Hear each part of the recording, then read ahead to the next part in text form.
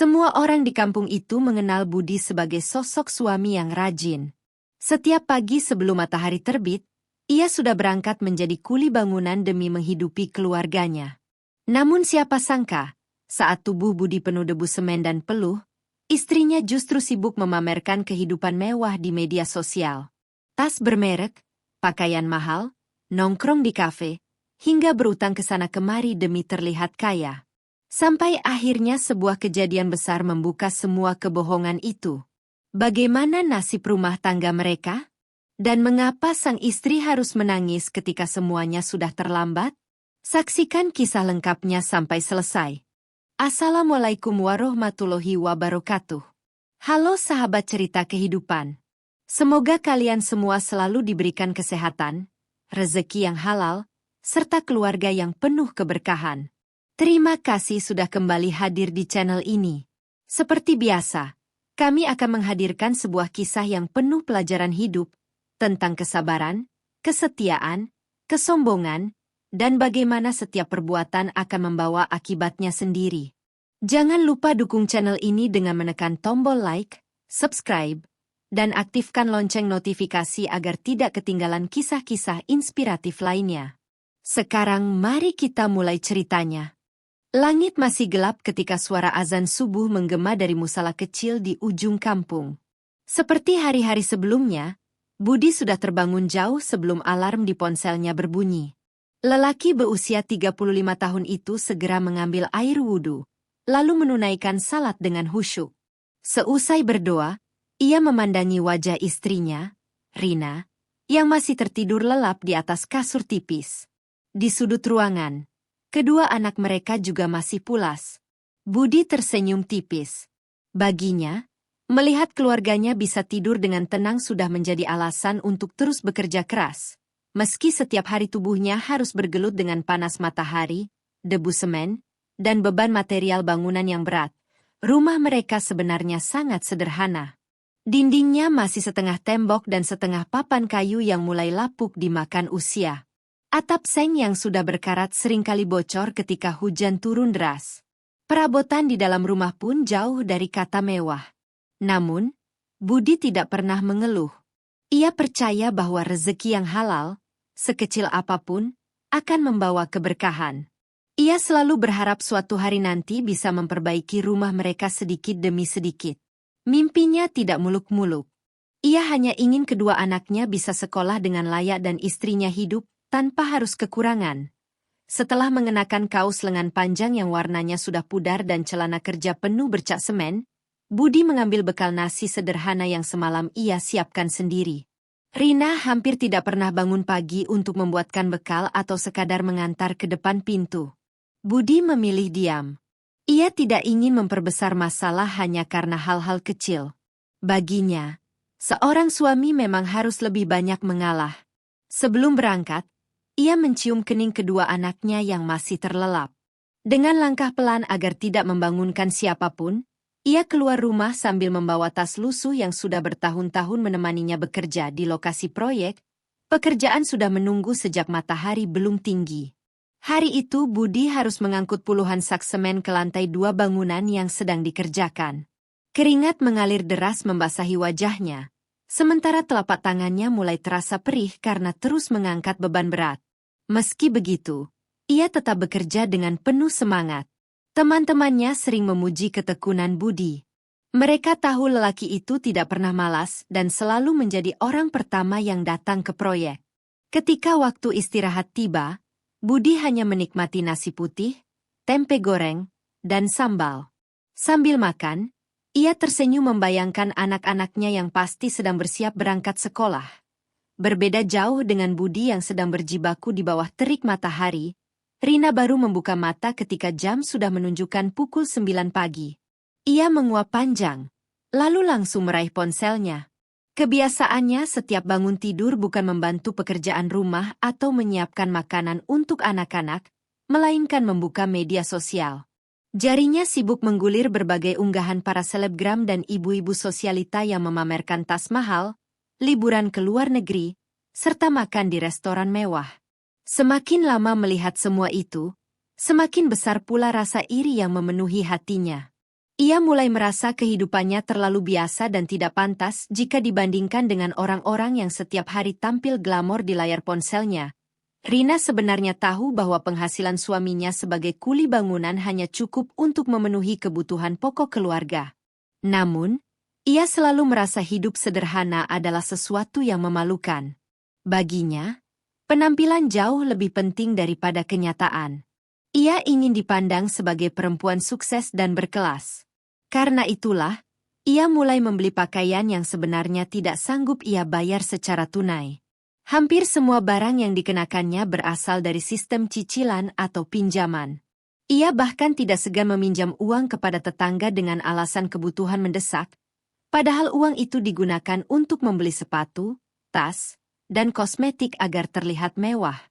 Siang itu, Rina bersiap pergi ke sebuah kafe yang sedang ramai diperbincangkan di media sosial. Ia mengenakan gaun berwarna krem, sepatu hak tinggi, tas yang baru saja dibelinya secara kredit, serta riasan wajah yang cukup mencolok. Siapapun yang melihatnya pasti mengira ia adalah istri seorang pengusaha kaya. Sebelum berangkat, ia berkali-kali bercermin memastikan tidak ada satupun bagian penampilannya yang terlihat murahan. Ia bahkan rela memesan ojek online demi menjaga penampilannya tetap elegan, meski uang di dompetnya tinggal beberapa lembar saja. Sesampainya di kafe, Rina langsung memesan makanan dan minuman yang harganya hampir sama dengan upah kerja suaminya selama sehari penuh. Yang lebih ironis, makanan itu hanya disentuh sedikit karena tujuan utamanya bukan untuk dinikmati, melainkan difoto. Berkali-kali ia mengatur posisi gelas kopi, memindahkan piring, mengubah sudut kamera, hingga akhirnya mendapatkan foto yang menurutnya sempurna. Tak lama kemudian, unggahan itu muncul di media sosial lengkap dengan tulisan yang seolah menggambarkan kehidupan mewah. Banyak orang memberikan tanda suka dan komentar penuh pujian. Melihat itu, Rina tersenyum puas. Ia merasa berhasil membuat orang lain percaya bahwa dirinya hidup berkecukupan sore harinya. Ketika Budi pulang dengan tubuh yang dipenuhi debu dan pakaian yang basah oleh keringat, Rina justru sibuk menghitung jumlah komentar di media sosial. Ia sama sekali tidak bertanya bagaimana pekerjaan suaminya hari itu. Tidak ada segelas air putih, tidak ada sambutan hangat, bahkan sekadar senyum pun terasa begitu mahal. Budi hanya menghela napas pelan. Ia masuk ke kamar mandi, membersihkan tubuhnya, lalu duduk menemani kedua anaknya belajar. Meski hatinya mulai merasa ada yang berubah dalam diri sang istri, ia masih memilih menyimpan semuanya sendiri.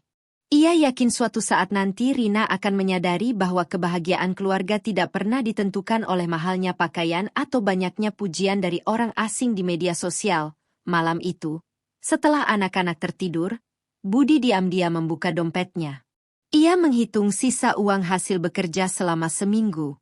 Wajahnya perlahan berubah muram ketika menyadari uang yang ia sisihkan untuk membayar uang sekolah anak ternyata sudah jauh berkurang. Ia teringat beberapa hari lalu Rina meminta uang dengan alasan membeli kebutuhan dapur. Namun kenyataannya, uang itu dipakai untuk membayar cicilan tas dan pakaian yang tidak benar-benar mereka perlukan. Di sisi lain, telepon dari pemilik warung mulai sering datang menanyakan utang belanja yang belum dibayar. Budi mulai merasakan beban yang semakin berat. Ia bekerja mati-matian demi keluarganya, tetapi penghasilannya terus menguap karena gaya hidup yang dipaksakan. Malam itu, untuk pertama kalinya, ia menatap langit-langit rumah dengan hati yang dipenuhi kegelisahan. Ia tidak tahu bahwa semua ini baru permulaan. Di balik senyum palsu dan kemewahan yang dipamerkan Rina, perlahan-lahan sebuah bencana besar sedang mendekati keluarga kecil mereka. Pagi kembali menyapa kampung kecil tempat Budi dan keluarganya tinggal. Seperti biasa, suara mesin motor para pekerja bangunan mulai terdengar sejak matahari belum menampakkan sinarnya. Budi sudah bersiap berangkat kerja dengan wajah yang tampak lelah karena semalaman sulit memejamkan mata. Pikiran tentang uang sekolah anak, cicilan listrik, dan utang belanja di warung terus menghantuinya. Meski begitu, ia tetap berusaha tersenyum di depan kedua anaknya. Ia tidak ingin mereka ikut merasakan beban yang sedang dipikulnya.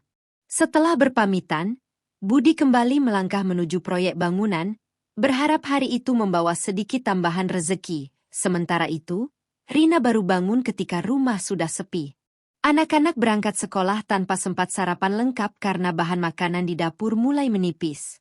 Bukannya merasa bersalah, Rina justru mengeluh karena tidak memiliki pakaian baru untuk dipakai menghadiri arisan siang nanti. Ia membuka lemari dan menghela napas panjang. Padahal isi lemarinya sudah cukup banyak, tetapi menurutnya pakaian-pakaian itu sudah pernah dipakai dan diunggah ke media sosial. Dalam pikirannya, seorang perempuan harus selalu tampil berbeda agar mendapat pujian. Gengsi telah membuatnya lupa bahwa kebutuhan keluarga jauh lebih penting daripada penampilan. Menjelang siang, Rina menerima pesan dari ketua arisan. Semua anggota diminta datang dengan busana terbaik, karena akan ada sesi foto bersama. Membaca pesan itu, Rina langsung panik. Ia merasa tas yang dimilikinya tidak cukup mewah untuk dipamerkan. Tanpa berpikir panjang, ia menghubungi seorang temannya dan meminjam tas bermerek yang harganya puluhan juta rupiah. Ia berjanji akan mengembalikannya sore nanti. Di depan temannya, Rina berbohong bahwa suaminya baru saja mendapatkan bonus besar dari proyek pembangunan sebuah hotel. Temannya pun percaya dan memuji keberuntungan Rina. Mendengar pujian itu, hati Rina semakin terlena.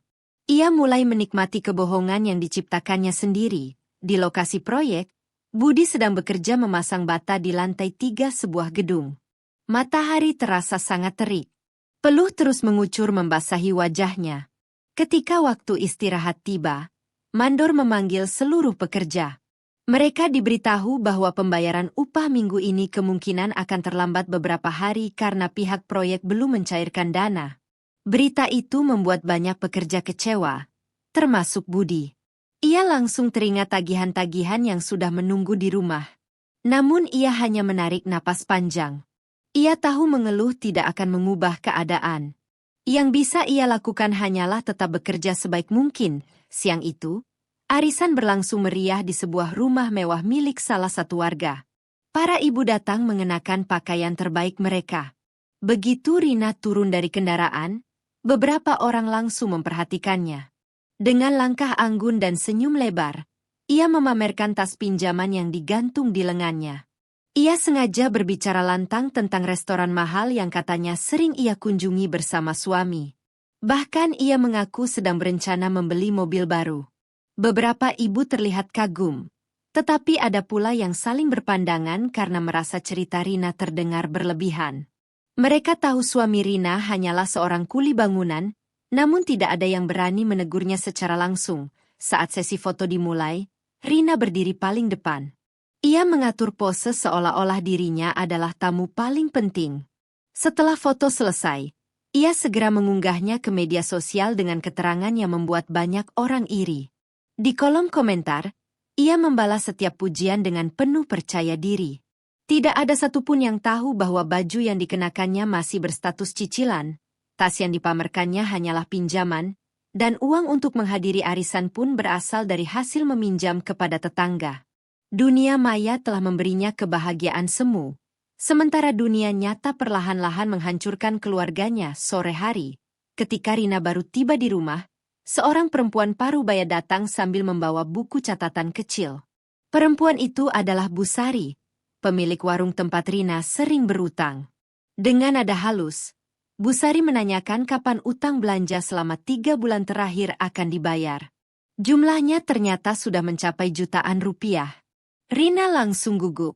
Ia berusaha tersenyum dan mengatakan bahwa suaminya akan segera menerima uang proyek dalam waktu dekat. Bu Sari sebenarnya sudah beberapa kali mendengar janji yang sama. Namun karena merasa kasihan kepada kedua anak Budi, ia masih memberi kesempatan.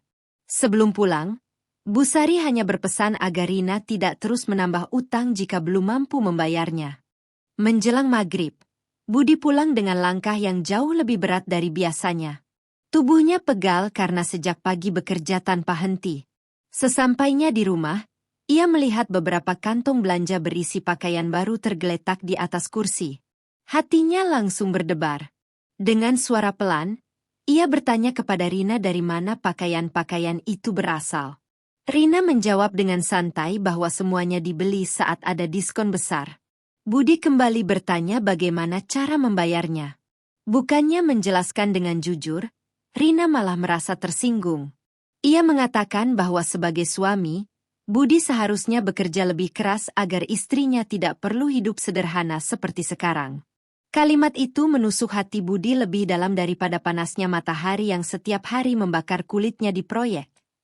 Perdebatan kecil pun tidak dapat dihindari. Untuk pertama kalinya sejak menikah, Budi mencoba menjelaskan kondisi keuangan keluarga secara terbuka.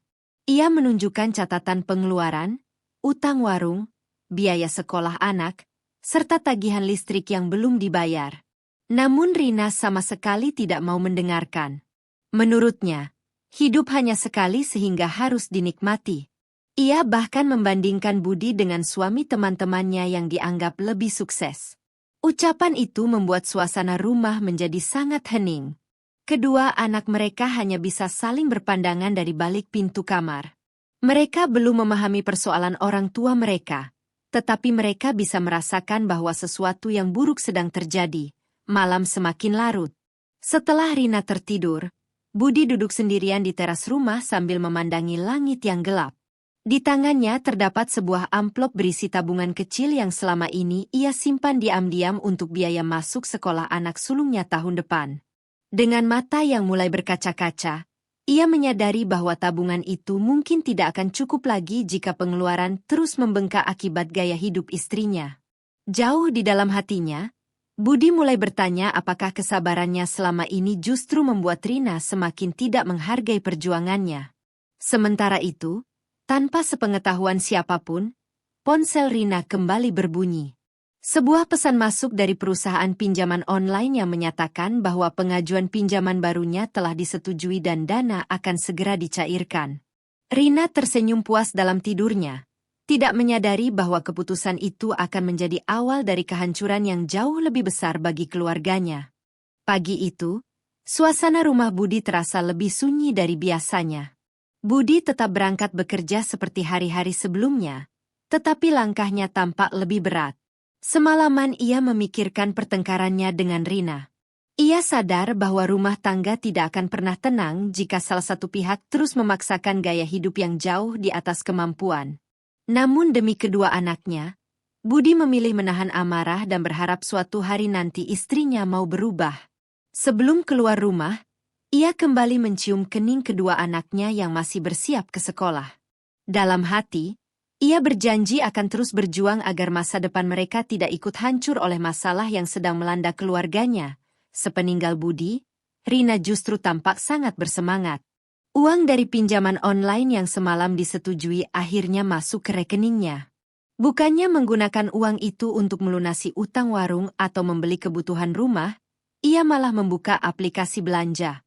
Tanpa berpikir panjang, ia memesan berbagai barang yang menurutnya akan membuat penampilannya semakin berkelas.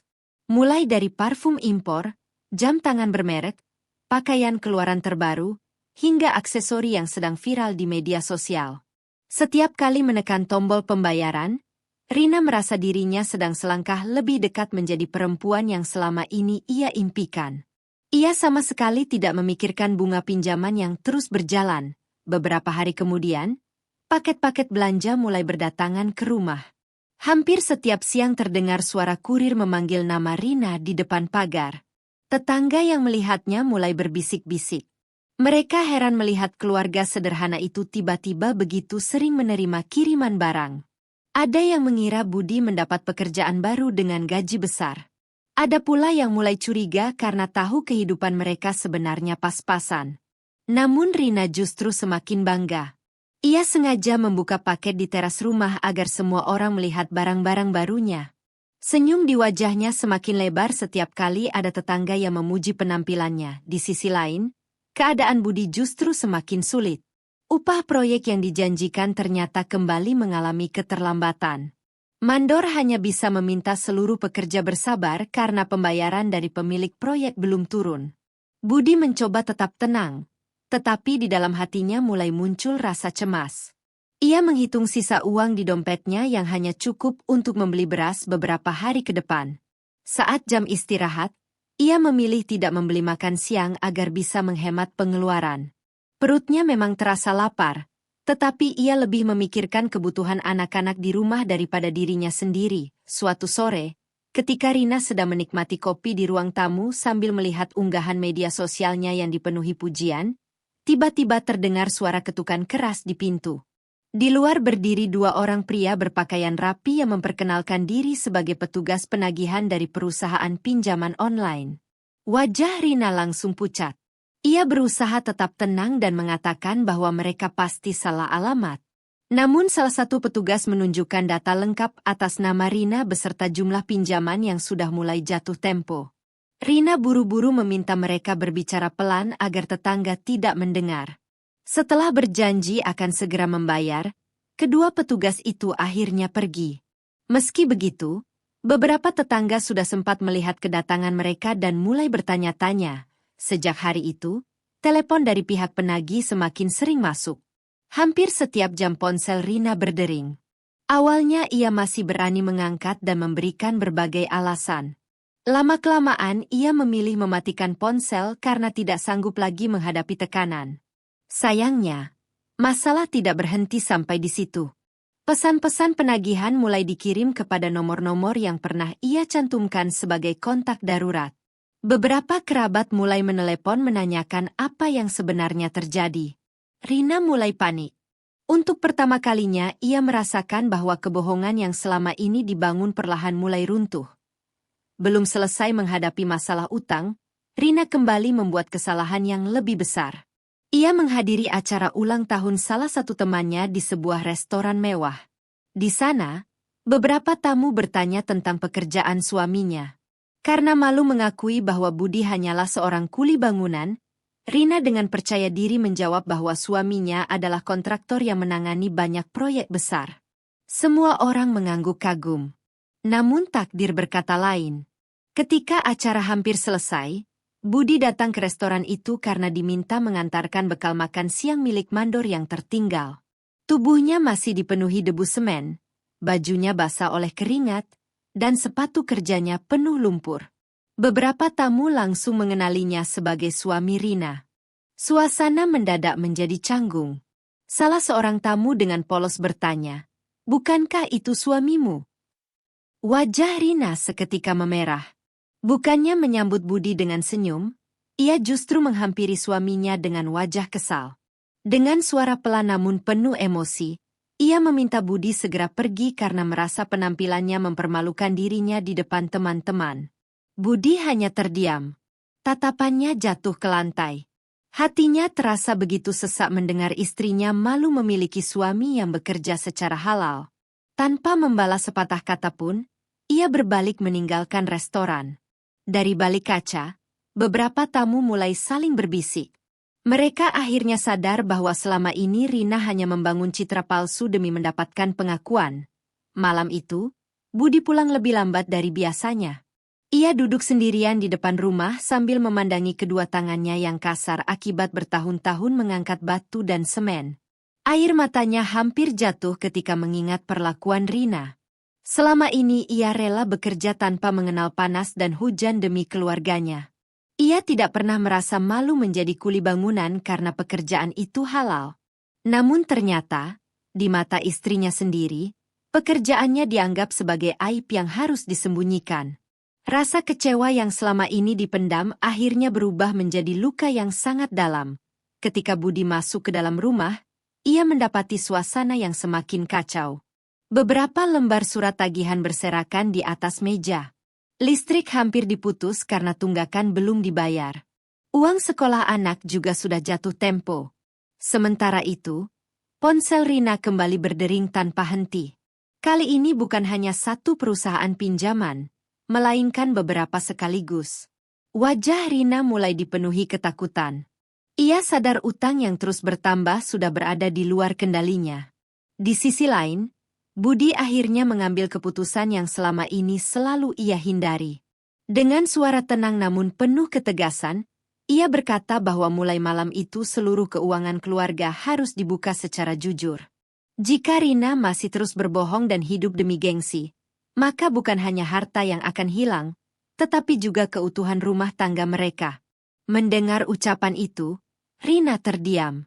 Untuk pertama kalinya, Ia melihat sorot mata suaminya yang tidak lagi dipenuhi kesabaran, melainkan kekecewaan yang begitu mendalam. Ia belum menyadari bahwa badai terbesar baru saja dimulai, dan kali ini tidak ada lagi tempat untuk bersembunyi di balik topeng kemewahan. Pagi itu udara di kampung terasa begitu tenang. Anak-anak berangkat sekolah seperti biasa, sementara sebagian warga mulai beraktivitas di depan rumah masing-masing. Namun ketenangan itu tidak berlangsung lama. Sebuah mobil berwarna hitam berhenti tepat di depan rumah Budi. Tidak lama kemudian, 3 orang berpakaian rapi turun sambil membawa map berisi dokumen. Mereka adalah petugas penagihan dari beberapa perusahaan pinjaman yang selama ini terus menghubungi Rina. Kedatangan mereka langsung menarik perhatian warga sekitar. Beberapa tetangga keluar rumah karena penasaran melihat keramaian yang terjadi di rumah keluarga yang selama ini dianggap hidup berkecukupan. Rina yang sedang berada di ruang tamu langsung panik ketika mendengar suara ketukan pintu yang begitu keras. Dengan tangan gemetar, ia mengintip dari balik jendela. Wajahnya seketika pucat ketika melihat para petugas berdiri di depan pagar. Ia mencoba berpura-pura tidak ada di rumah. Namun salah satu petugas memanggil namanya dengan suara lantang.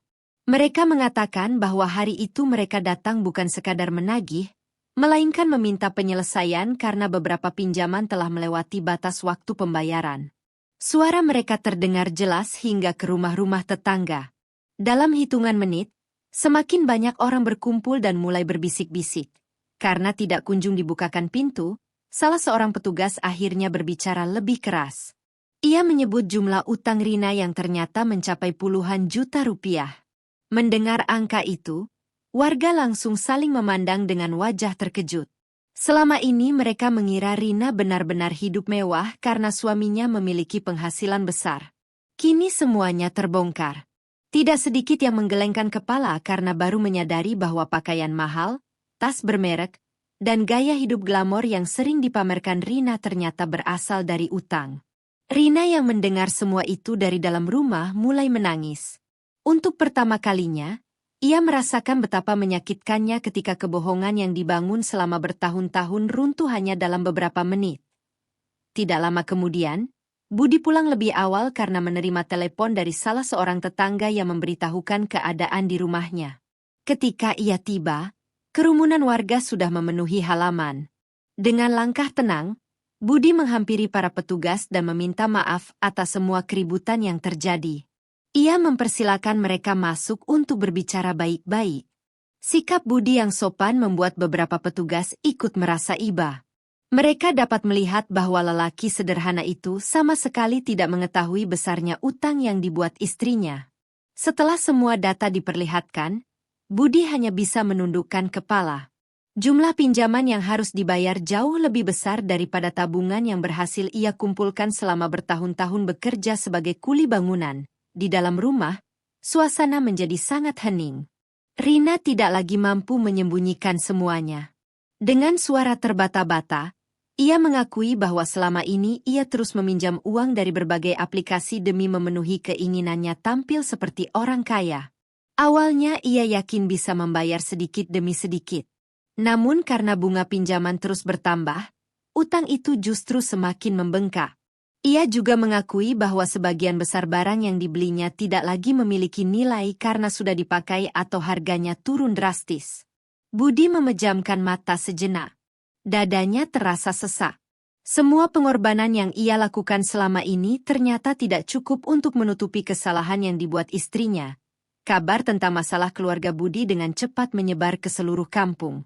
Orang-orang yang dulu sering memuji Rina kini mulai menjauh. Beberapa ibu yang dahulu berlomba-lomba berfoto dengannya kini memilih menghindar. Bahkan ada yang diam-diam menghapus foto bersama Rina dari media sosial karena merasa malu pernah percaya pada semua cerita bohongnya.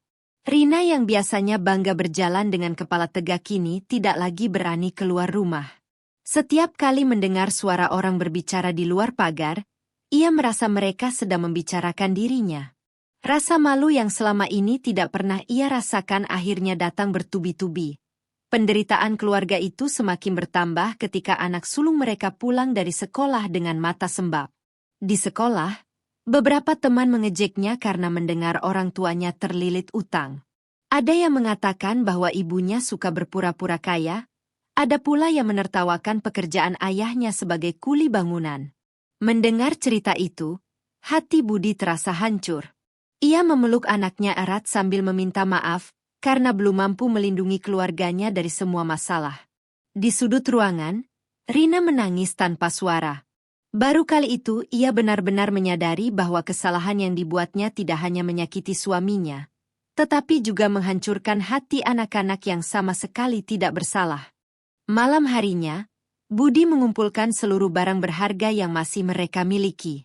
Televisi, sepeda motor tua, perhiasan pernikahan yang tersisa, hingga beberapa peralatan rumah tangga mulai dihitung untuk dijual. Budi berkata dengan tenang bahwa ia lebih memilih kehilangan harta daripada kehilangan nama baik, karena terus lari dari tanggung jawab. Mendengar keputusan itu, air mata Rina semakin deras. Ia memandangi tas-tas mahal yang selama ini sangat dibanggakannya. Kini semua benda itu terasa tidak berarti. Tidak satu pun mampu membantu ketika utang datang menagih. Tidak satu pun mampu menghapus rasa malu yang telah ia bawa kepada keluarganya. Keesokan harinya, Rina melakukan sesuatu yang tidak pernah ia bayangkan sebelumnya. Ia mendatangi Bu Sari, pemilik warung yang selama ini sering ia bohongi. Dengan wajah penuh penyesalan, ia meminta maaf sambil menangis. Ia mengakui semua kesalahannya dan berjanji akan melunasi utangnya sedikit demi sedikit. Bu Sari tidak memarahinya. Ia hanya berkata bahwa hidup sederhana tidak pernah memalukan. Yang memalukan adalah ketika seseorang rela berbohong dan berutang hanya demi mendapatkan pujian dari orang lain. Kalimat sederhana itu menghantam hati Rina lebih keras daripada semua cibiran yang ia dengar dari para tetangga. Malam itu, setelah anak-anak tertidur, Rina duduk di hadapan Budi dengan mata yang sembab. Untuk pertama kalinya sejak mereka menikah, ia meminta maaf dengan tulus. Ia mengakui bahwa selama ini dirinya telah dibutakan oleh gengsi dan haus akan pengakuan. Ia lupa bahwa laki-laki yang setiap hari pulang dengan tubuh penuh debu semen adalah suami yang tidak pernah lelah memperjuangkan kebahagiaan keluarganya. Budi tidak langsung menjawab. Luka di hatinya terlalu dalam untuk sembuh hanya dengan satu permintaan maaf. Ia menatap wajah istrinya beberapa saat sebelum berkata pelan bahwa penyesalan memang selalu datang belakangan. Namun jika Rina benar-benar ingin berubah, maka ia harus membuktikannya dengan tindakan, bukan sekadar air mata. Di luar rumah, hujan mulai turun dengan deras, seolah menjadi pertanda bahwa perjalanan keluarga kecil itu belum berakhir. Mereka masih harus menghadapi ujian terakhir yang akan menentukan apakah rumah tangga mereka bisa diselamatkan atau justru hancur untuk selamanya. Pagi itu menjadi awal yang berbeda bagi keluarga Budi. Untuk pertama kalinya setelah sekian lama, Rina bangun sebelum azan subuh berkumandang. Ia segera mengambil air wudhu, menunaikan salat dengan penuh haru, lalu duduk cukup lama sambil memohon ampun kepada Tuhan. Air matanya terus mengalir ketika mengingat semua kesalahan yang telah diperbuat. Ia sadar bahwa selama ini dirinya terlalu sibuk mengejar pujian manusia hingga lupa mensyukuri nikmat yang sudah dimiliki. Di luar rumah, Budi melihat perubahan itu tanpa mengucapkan sepatah kata pun. Ia belum berani berharap terlalu tinggi, tetapi jauh di dalam hatinya masih tersisa keinginan untuk mempertahankan rumah tangga yang telah mereka bangun bersama. Setelah menyiapkan sarapan sederhana, Rina membangunkan kedua anaknya dengan penuh kasih sayang. Ia menyisir rambut anak perempuannya, membantu anak laki-lakinya mengenakan seragam sekolah, lalu mengantar mereka sampai ke depan rumah. Kedua anak itu tampak terkejut karena sudah lama tidak merasakan perhatian seperti itu dari ibunya. Saat Budi hendak berangkat kerja, Rina menghampiri sambil menyerahkan bekal makan yang ia masak sendiri. Dengan suara lirih, ia mengucapkan terima kasih atas semua perjuangan suaminya selama ini. Budi menerima bekal itu tanpa banyak bicara. Meski luka di hatinya belum sepenuhnya sembuh, ia mulai melihat secercah perubahan yang selama ini ia nantikan. Sejak hari itu, Rina benar-benar berusaha mengubah hidupnya. Ia menghapus hampir semua unggahan media sosial yang selama ini berisi kemewahan palsu. Ia juga menjual tas, sepatu, jam tangan, dan berbagai barang bermerek yang pernah menjadi kebanggaannya. Hasil penjualan memang tidak seberapa karena harga barang bekas jauh lebih rendah daripada saat dibeli. Namun Rina tidak lagi memikirkan kerugian itu. Baginya, setiap rupiah yang diperoleh adalah langkah kecil untuk memperbaiki kesalahan. Ia kemudian mendatangi satu persatu pihak yang pernah memberinya utang. Dengan kepala tertunduk, ia meminta waktu untuk mencicil pembayaran sedikit demi sedikit. Walaupun tidak semua orang langsung memaafkannya, setidaknya ia sudah berani bertanggung jawab. Rina juga memutuskan mencari pekerjaan agar tidak lagi bergantung sepenuhnya pada penghasilan suaminya. Ia mulai membantu Bu Sari berjualan di warung setiap pagi. Upah yang diterimanya memang tidak besar, tetapi ia menjalaninya dengan penuh rasa syukur. Setelah beberapa minggu, Rina belajar membuat gorengan, kue basah, dan berbagai camilan sederhana. Setiap sore, ia berkeliling kampung menjajakan dagangannya. Pada awalnya ia merasa malu karena pernah tampil bak sosialita, tetapi kini harus menawarkan gorengan dari rumah ke rumah. Namun setiap kali rasa malu itu muncul, ia selalu teringat wajah Budi yang bertahun-tahun bekerja keras tanpa pernah mengeluh. Sejak saat itu, ia berjanji tidak akan lagi mempermalukan pekerjaan yang halal. Perubahan sikap Rina perlahan mulai terlihat oleh warga sekitar. Tetangga yang dulu hanya mengenalnya sebagai perempuan yang gemar pamer kini melihat sosok yang berbeda. Ia tidak lagi memakai pakaian mencolok atau berbicara tentang barang-barang mahal. Setiap kali bertemu orang, ia selalu menyapa dengan ramah dan tidak segan meminta maaf kepada mereka yang pernah dibohongi. Bu Sari bahkan sering memuji semangat Rina di depan warga lain. Menurutnya, mengakui kesalahan dan mau berubah adalah tindakan yang jauh lebih mulia daripada terus mempertahankan gengsi. Sedikit demi sedikit, kepercayaan masyarakat kepada Rina mulai tumbuh kembali, meski ia tahu bahwa memperbaiki nama baik membutuhkan waktu yang panjang. Beberapa bulan kemudian, kehidupan keluarga Budi mulai menunjukkan perubahan yang menggembirakan. Berkat kerja keras mereka berdua, sebagian utang berhasil dilunasi. Memang masih ada cicilan yang harus dibayar, tetapi jumlahnya sudah jauh berkurang. Rumah mereka juga kembali dipenuhi suasana hangat. Setiap malam, mereka makan bersama sambil saling bercerita tentang kegiatan masing-masing. Anak-anak kembali tersenyum karena tidak lagi mendengar pertengkaran orang tua mereka. Meski lauk yang tersaji di meja hanya tempe, sayur bening, dan ikan asin, rasanya jauh lebih nikmat daripada makanan mahal yang dulu hanya menjadi pelengkap foto di media sosial. Suatu hari, ketika Budi sedang bekerja di proyek, mandornya menghampiri sambil membawa kabar baik. Selama ini Budi dikenal sebagai pekerja paling jujur, rajin, dan bertanggung jawab. Karena itulah, pemilik proyek memutuskan mengangkatnya menjadi kepala tukang dengan penghasilan yang lebih baik. Mendengar kabar itu, Budi langsung bersujud syukur. Ia tahu bahwa rezeki memang tidak selalu datang dengan cepat, tetapi tidak pernah salah alamat. Semua pengorbanan, kesabaran, dan kejujurannya selama ini akhirnya membuahkan hasil. Saat pulang ke rumah dan menyampaikan kabar tersebut, Rina menangis bahagia. Ia sadar bahwa keberhasilan suaminya bukan datang karena pamer atau pencitraan, melainkan karena kerja keras dan akhlak yang baik. Beberapa waktu kemudian, Rina kembali membuka media sosialnya. Namun kali ini bukan untuk memamerkan kemewahan. Ia mengunggah foto sederhana bersama Budi dan kedua anak mereka di depan rumah yang masih jauh dari kata mewah. Dalam keterangan fotonya, ia menulis bahwa selama ini ia pernah salah mengartikan kebahagiaan. Ia mengejar pujian orang lain hingga hampir kehilangan keluarga yang paling berharga. Ia juga meminta maaf kepada siapapun yang pernah merasa dibohongi oleh unggahan-unggahannya di masa lalu. Tulisan itu mendapat banyak tanggapan.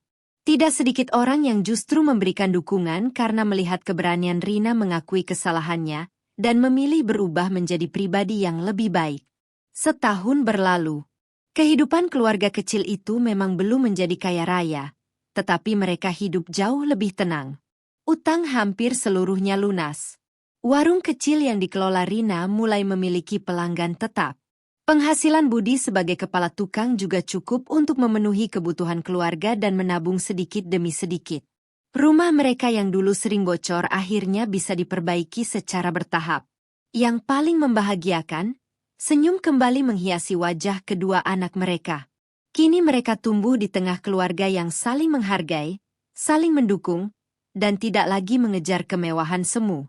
Pada suatu sore yang teduh, Budi dan Rina duduk bersama di teras rumah sambil memandangi anak-anak mereka bermain. Rina menggenggam tangan suaminya dengan penuh rasa syukur.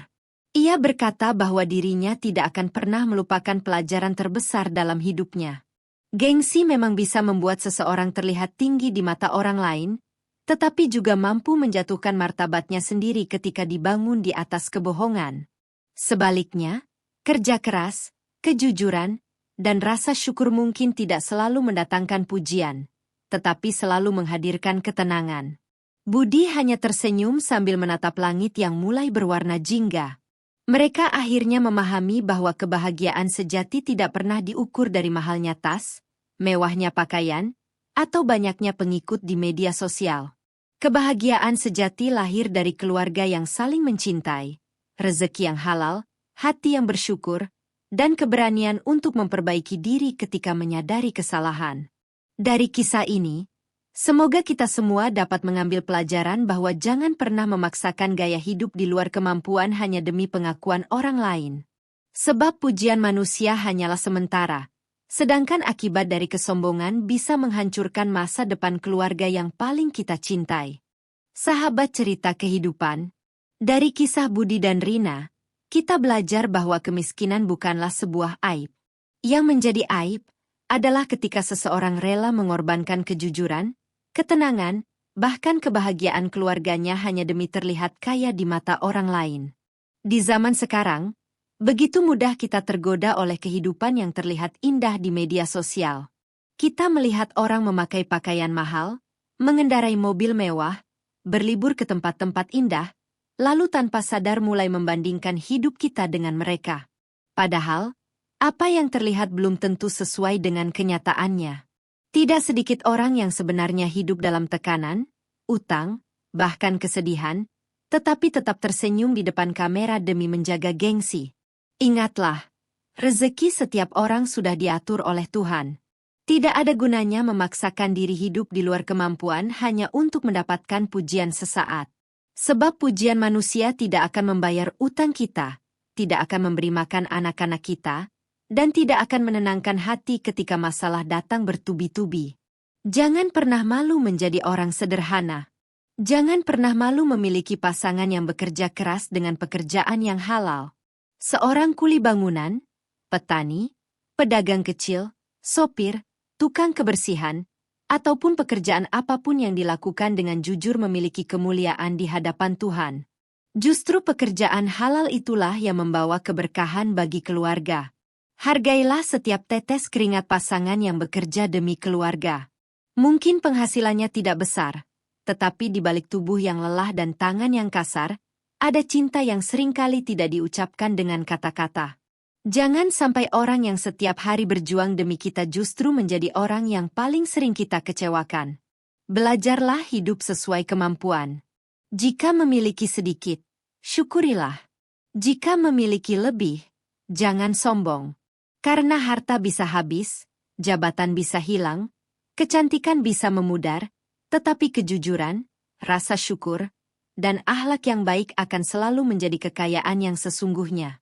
Semoga kisah ini menjadi pengingat bagi kita semua agar lebih bijak menggunakan rezeki, tidak mudah tergoda oleh gaya hidup yang berlebihan, dan selalu mengutamakan kebahagiaan keluarga daripada penilaian orang lain.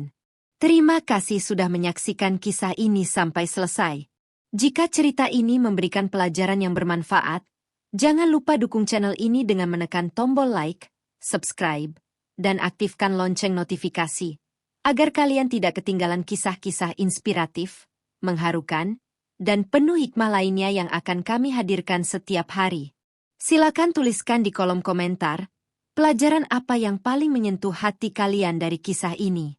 Kami akan senang membaca setiap pendapat dan pengalaman yang kalian bagikan. Akhir kata, semoga kita semua diberikan hati yang selalu bersyukur, rezeki yang halal dan berkah, keluarga yang harmonis, serta dijauhkan dari sifat sombong, iri hati, dan cinta berlebihan terhadap kemewahan dunia. Saya pamit undur diri. Sampai bertemu kembali di kisah kehidupan berikutnya. Wassalamualaikum warahmatullahi wabarakatuh.